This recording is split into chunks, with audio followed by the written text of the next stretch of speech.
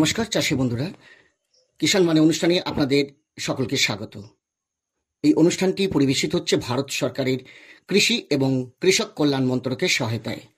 আজকে আমরা এসেছি ইলামবাজার ব্লকের অন্তর্গত ইতাবপুর গ্রামে। আমরা পেয়েছি দুজন স্বনির্ভর গোষ্ঠীর দুই দিদিকে। জানবো তাদের নানা অভিজ্ঞতার কথা, কিছু সমস্যার কথা এবং এই সকল সমস্যার সমাধানের জন্য তারা কোথায় যোগাযোগ করেছেন, কি ব্যবস্থা নিয়েছেন, তাদের অভিজ্ঞতার কথা আজকে আমরা শুনবো। এবং তারা দেখতে পাচ্ছি যে শুধুমাত্র যে সবজি চাষ বা ফুল চাষ করেন তা না, তারা কিন্তু এই এলাকার যে সকল স্বনির্ভর গোষ্ঠীর মহিলারা রয়েছেন তারা কিন্তু আজকে বাদাম চাষ করে সফল হয়েছেন, স্বনির্ভর হয়েছেন। কিভাবে চাষ করেন তাদের চাষ পদ্ধতি সম্পর্কেও আজকে আমরা জানবো। আপনার নাম? মালতী বিশ্বাস। মালতীদের কাছে জানবো যে কি কি কাজ করেন। আমি একদম গৃহবধূ, গ্রামে বাড়ি আমাদের। আমরা দল করেছি, স্বনির্ভর দল।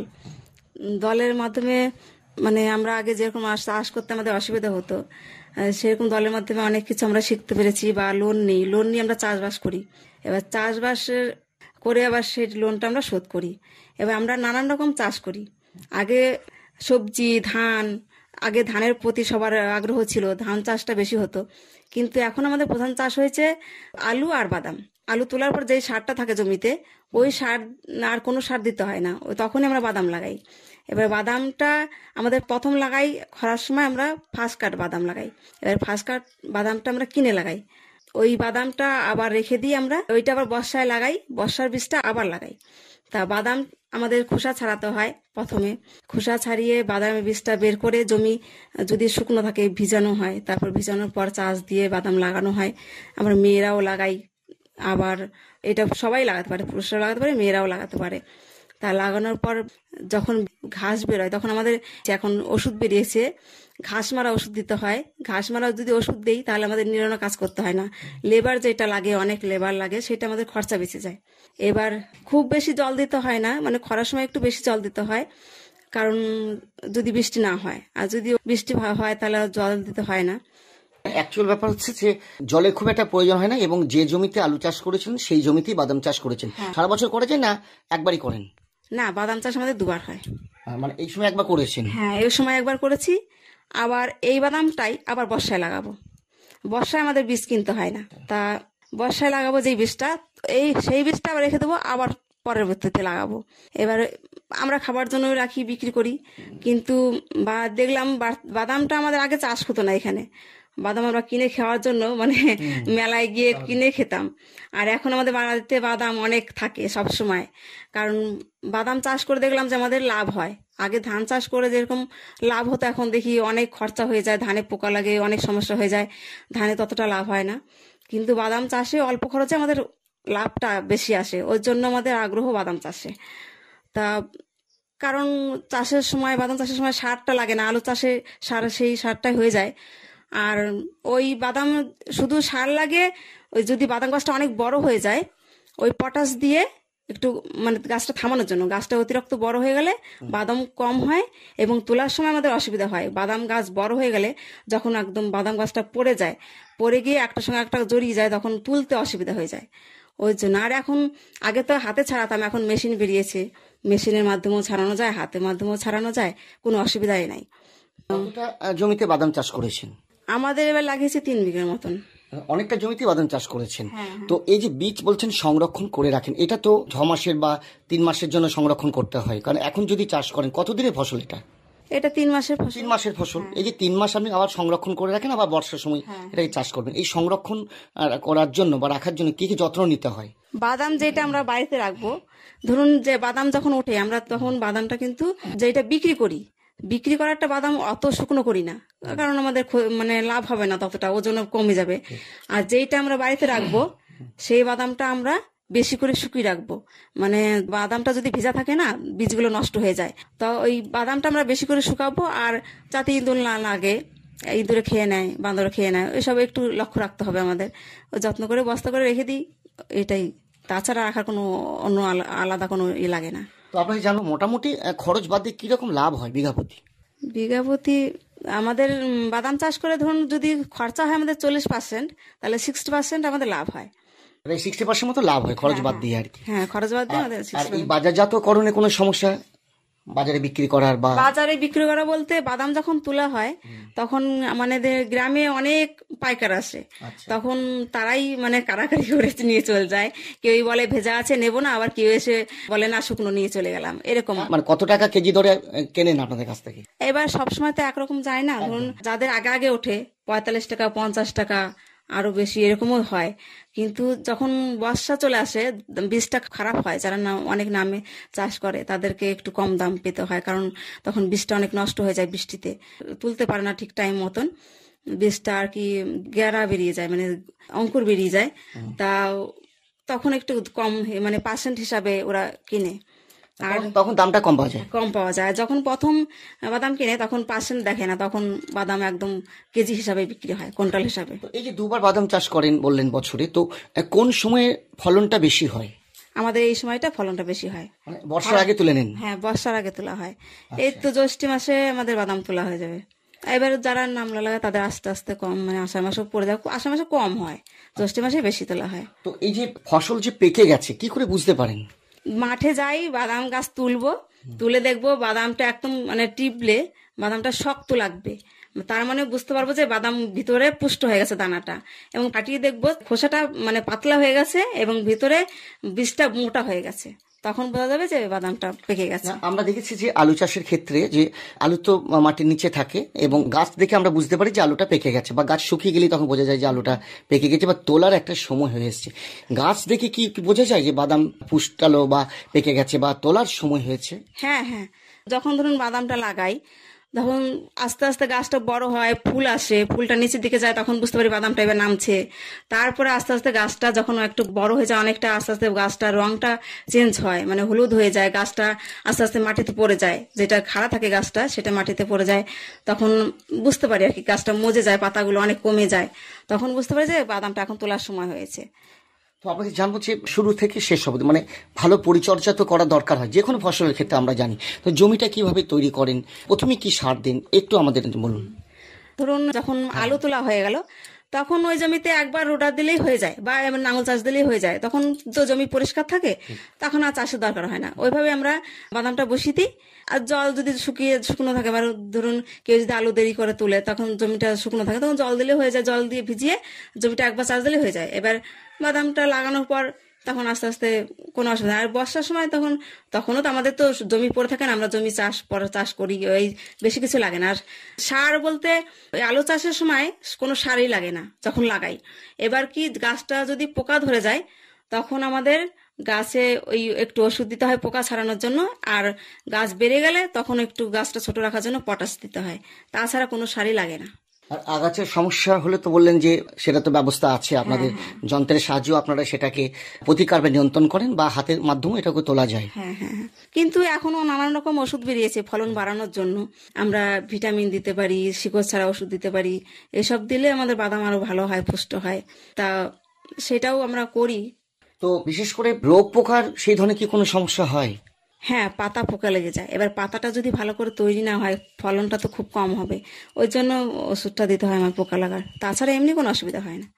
জমিটা যখন তৈরি করেন জল নিকাশির ব্যবস্থাটা ভালো থাকতে হবে যাতে জলটা জমে না যায় জমির মধ্যে। হ্যাঁ, মাঠে যাতে জল জমে না যায়, জল জমে গেলে বাদামটা তো পচিয়ে যাবে, নষ্ট হয়ে যাবে, জল যেন না জমে সেই জমিটাই বাদাম লাগাতে হবে।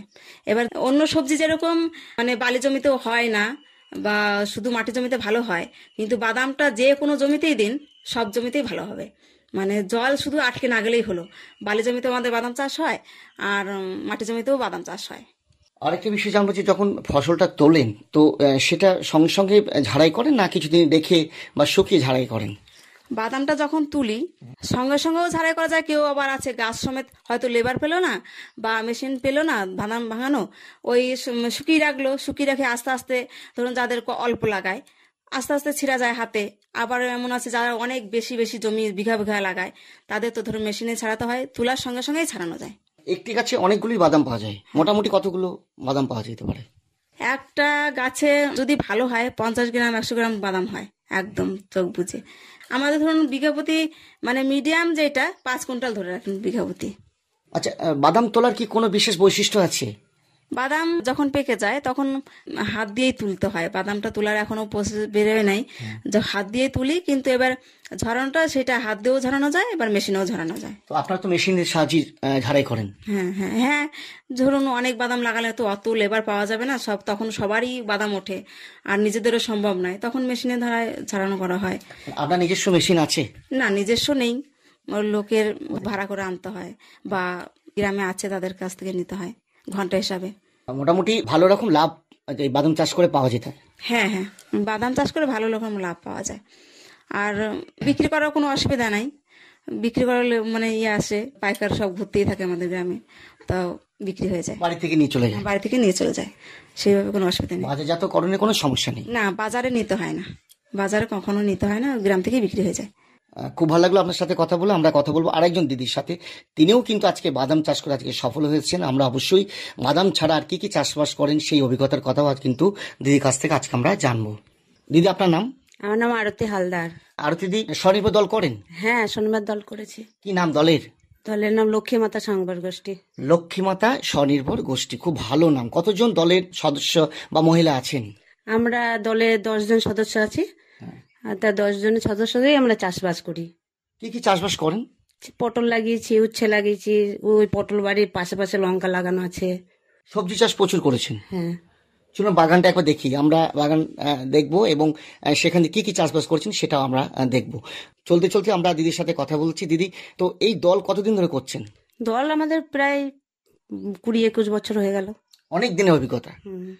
আচ্ছা, আমরা বাগানে ঢুকে গেছি, দেখতেই পাচ্ছি প্রচুর সবজি চাষ করেছেন, পটল করেছেন, উচ্ছে করেছেন, লালতে শাক যেটা বলে থাকি সেটাও করেছেন, বিভিন্ন ধরনের সবজি চাষ করেছেন। এটা কি পুরোপুরি জৈব পদ্ধতিতে? জৈব গোবর সার দিয়ে করেছি, সব কেঁচো সার তৈরি করি, ওটা দিয়ে করেছি। বাড়িতে দেখতে পাচ্ছি গবাদি পশু রয়েছে। লাউ লাগিয়েছি, লাউ গর্ত করেছি, ওখানে গোবর সার দিয়ে গাছ বেরিয়েছে, দেখুন কত সুন্দর গাছ। এবং এই যে মাচা তৈরি করেছেন একটা। মাচা, হ্যাঁ, পটল বাড়িতে মাচা আছে, উচ্চ বাড়িতে এগুলো কি যাতে জলের মধ্যে ইন্দুরে কেটে দেওয়া বা বেশি জল হলে নষ্ট না হয় তার জন্য কি করেছেন? হ্যাঁ, তার জন্য মাচাই করলে জিনিসটা ভালো থাকে, বৃষ্টি হলে ফসলটা নষ্ট হয় না, মাচার উপর থাকলে গাছগুলো ওপরটা বেশি হয়, ফসল বেশি হয়। কিরকম লাভ হয় এই সবজি চাষ করে? সবজি চাষে প্রচুর লাভ। আচ্ছা, হাফ লাভ। তো আমি জানবো আপনার কাছে, উচ্ছে পটল চাষ করেছেন, পটল চাষ কিভাবে করেছেন একটু বলুন, জমিটা কিভাবে তৈরি করেছেন? জমিটা চাষ দিয়ে ঘাসগুলো নষ্ট করেছি, ট্রাক্টরে চাষ দিয়েছে, তারপরে কিছুদিন ফেলে রেখে ঘাসগুলো যখন মজে গেছে তখন ওই গর্তগুলো করেছি, গর্তগুলো করে গোবর সার দিয়েছি, গোবর সার দেওয়ার পরে তারপর গাছগুলো বসিয়েছি, বসানোর পর তখন শিকড় বেরিয়েছে সুন্দর উর্বরতা হয়ে সবুজ হয়ে, তারপর লতা ছেড়েছে, তখন আমরা ওই মাচাটা দিয়েছি মাছ দিয়ে, আর এই জালগুলো টাঙিয়েছে, তারপরে লতা মানে বাইর দিয়েছি, তারপরে লতাগুলো ছড়িয়ে গেছে, এখন আমাদের পটল ধরতে লেগেছে। তারপর সকালে উঠে আবার ফুল ছড়াতে হয়, নাহলে আবার টেকে না। কি ছড়াতে হয়? ফুল পটলের ফুল, মানে পুরুষ ফুলটাকে মেয়ে ফুলকে ছড়াতে হয়, আচ্ছা, প্রয়োগ করতে হয়, তাহলেই পটল সব। একটু জানবো আপনার কাছে যে এই পুরুষ ফুল এটা কিভাবে ছড়ান বা এটাকে কিভাবে আপনারা কাজটা করেন, কিভাবে পরিচর্যা করেন? মানে ধরুন পটল বেটা ছেলে ফুল আছে, ওই ফুলটাকে তুলে নিয়ে সকালবেলায় ভোরবেলায় যেতে হয়, আর ওই ফুলগুলো সব ফুটে যায়, তখন ওই ফুলগুলো ছাড়িয়ে ওই সব ফুলে ঠেকাতে হয়।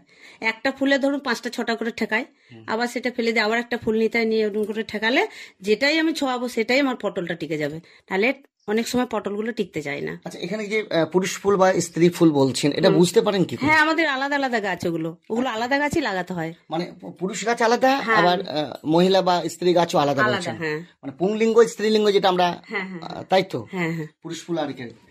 তো আপনার কাছে জানবো যে এটা লাগালে কিন্তু ফলনটা বেশি হয়? বেশি হয়।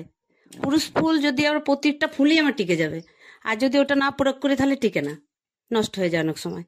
ওই জন্য প্রতিদিন সকালবেলা বাসি ধরুন কাপড় ছেড়েই আমাদের যেতে হয় মাঠে, যেয়ে ওইগুলো সব প্রয়োগ করতে। আর রোদ উঠলে ধরুন বুঝে যাবে ফুলটা, আর যখন রোদটা উঠে না তার আগে করলে ফুলটা ফুটে থাকে, আর প্রয়োগ করতে দিতে হয়।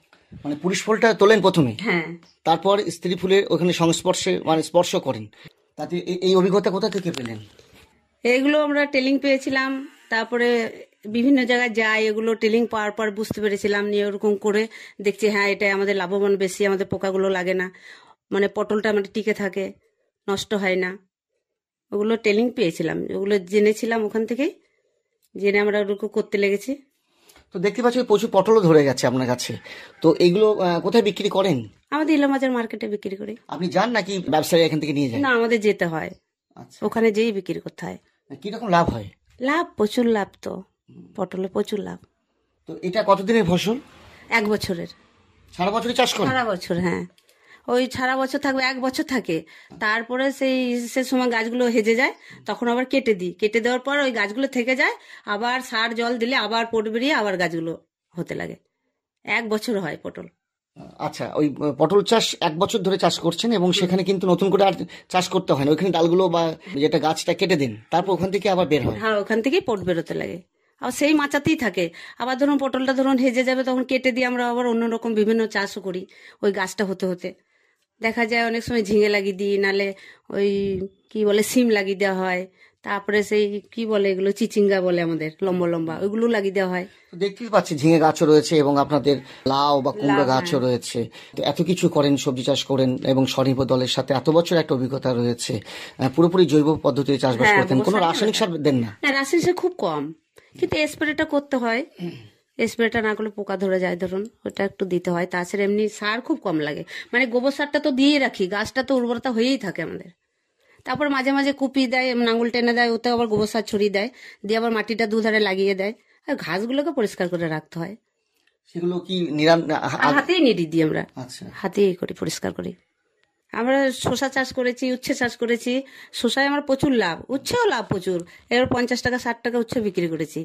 ধরুন শসাটা হয়ে গেল, শসাটা হেজে গেল, আবার আমার উচ্ছেটা উঠে গেল। আর শসা তো জানতেই পাচ্ছেন এবছর প্রচুর দাম, আর প্রচুর লাভবান হয়েছি। তো এই গাছগুলো কি আপনারা বাজার থেকে নিয়ে আসেন না নিজেই তৈরি করেন? না, বাজার থেকে বীজটা কিনে আনতে হয়, ভালো বীজটা আনতে হয়। শসার বীজ নিয়ে আসেন? হ্যাঁ, শসা বীজটা, উচ্ছের বীজটা কিনে আনতে হয়। ধরুন বাড়িতে রাখলে সেরকম ফলনটা হয় না বীজটা আমার বাইরে থেকেই আনতে হয়। আমরা বাজারে দেখতে পাচ্ছি 2 ধরনের শসা রয়েছে, একটা লম্বা ধরনের শসা যেটা বিদেশি, আর একটা রয়েছে দেশি শসা রয়েছে। আপনি 2 ধরনের শসা চাষ দু করেছেন? রকমই চাষ করেছি, একটা হাইব্রিড আছে আর একটা দেশি। তা হাইব্রিডটা ধরুন ফলনটা কম এসে যায়, কিন্তু দেশিটা আমার বেশি ফলন হয়, ওটা আমার লাভবান বেশি, আর দামটাও ভালো থাকে। এবং বাজারে তো এখন শসা অনেক দাম, 60 টাকা 80 টাকা 60 টাকা 80 টাকা, হ্যাঁ। কেজি প্রতি দাম। হ্যাঁ, 60 টাকা 80 টাকা, অনেক সময় একটু কমে যায়, আবার অনেক সময় বেড়েও যায়, সময় 100 টাকাও কিলো পেয়ে যায়। আমাদের প্রচুর লাভ শসায়, খরচা কম কিন্তু লাভটা বেশি হয়। করে আমরা ভালোই আছি, একটু আনন্দ লাগে চাষের প্রতি। ধরুন সবাই চাষ করছে, দেখেও ভালো লাগে। আর মাঠে চাষ, সবজি সবুজ চাষ দেখলেও ভালো লাগে। 2-4টা পাড়া প্রতিবেশী খায়, আমরাও নিজেরা খাই, নিজেরা চাষ করছি, ওষুধপালা কম লাগে, ধরুন রোগ জ্বালাও কম। এবং অ্যাকচুয়াল ব্যাপার হচ্ছে পুরোপুরি এটা নিজস্ব গবাদি, যেহেতু বাড়িতে পশু রয়েছে, গোবর সার বা জৈব সারের কোনো সমস্যা নেই। আমার বাড়িতে গরু আছে, ওই গোবর সার দিয়ে চাষ করি আমরা। ধরুন ওটা জিনিসটা খেতেও ভালো লাগে, মাঠে যাই, তুলি, খাই, আনন্দ লাগে একটা।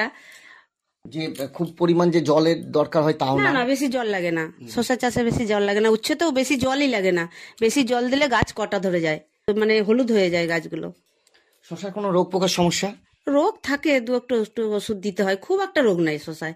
হয়তো কোটাটা লেগে যায়, কোটাটার জন্য একটা ওষুধ দিতে হয়, স্প্রে করতে হয়, তাছাড়া এমনি রোগ নেই। সেটা বাজার থেকে নিয়ে আসে? হ্যাঁ, বাজার থেকে নিয়ে আসে এটা। সেই ধরনের কোনো সমস্যা নেই? না, সে ধরনের কোনো সমস্যা নেই, ভালো চাষ আমাদের। তো আগামী দিনে এটাকে আরো বড় করে করার একটা পরিকল্পনা আছে? হ্যাঁ, সব রকমই তো চাষ করি আমরা। দেখুন বাদামও করেছি, বাদাম 3 বিঘা আছে, পটল আছে 10 কাঠা, উচ্ছে আছে, লঙ্কা আছে। ওই উচ্ছের গাছের ভেতরে ভেতরে আমি লঙ্কা চাষও করেছি। সেটা দেখতেই পাচ্ছি। হ্যাঁ, লঙ্কা আছে, ধরুন ওই দেখুন পালং শাক আছে, পুঙ্কা শাক আছে, সবই চাষ করেছি। একটু কচুও লাগিয়েছি, সব রকমই চাষ করেছি। কচুটাও ধরুন বাড়িতে হবে, 2-4 কিলো লেগেই রেখেছি ভেতরে ভেতরে। মানে এই বিভিন্ন ধরনের সবজি চাষ করে আজকে আমি উন্নতি আছি, ভালোই আছি। কোনো ফসল আমার কিনতে হয় না বাজার থেকে, বাড়ির ফসলই আমার হয়ে যায়। বাড়িতে খেতেও আমাদের ভালো হয়। মাশরুমও চাষ করেছি, দেখুন কত সুন্দর ছাতু, দেখাবো চলুন বাড়িতে, সত্যি খুব সুন্দর হয়েছে, খেতেও ভালো লাগে। ওই দিদিরা গিয়েছিল, বীজ দিয়েছিল, 30 টাকা নিয়েছিলাম, নিয়ে মাশরুম চাষ করেছি, খুব সুন্দর লাগে মাশরুমটা। খুব ভালো লাগলো আপনাদের সাথে কথা বলে। আজকে আমরা এসেছিলাম ইলামবাজার ব্লকের অন্তর্গত প্রতাপপুর গ্রামে। আমরা কথা বললাম 2জন স্বনির্ভর গোষ্ঠীর দিদির সাথে, যারা বাদাম চাষ করে এবং সবজি চাষ করে আজকে সফল হয়েছেন, পুরোপুরি জৈব পদ্ধতিতে চাষবাস করেছেন তারা। আজকে কিন্তু তারা স্বনির্ভর হয়েছেন। এতক্ষণ এই অনুষ্ঠানটি শুনলেন ভারত সরকারের কৃষি এবং কৃষক কল্যাণ মন্ত্রকের সহায়তায়। সকলকে ধন্যবাদ জানিয়ে আজকের মতন আমাদের এই কিষাণ বাণী অনুষ্ঠান শেষ করছি।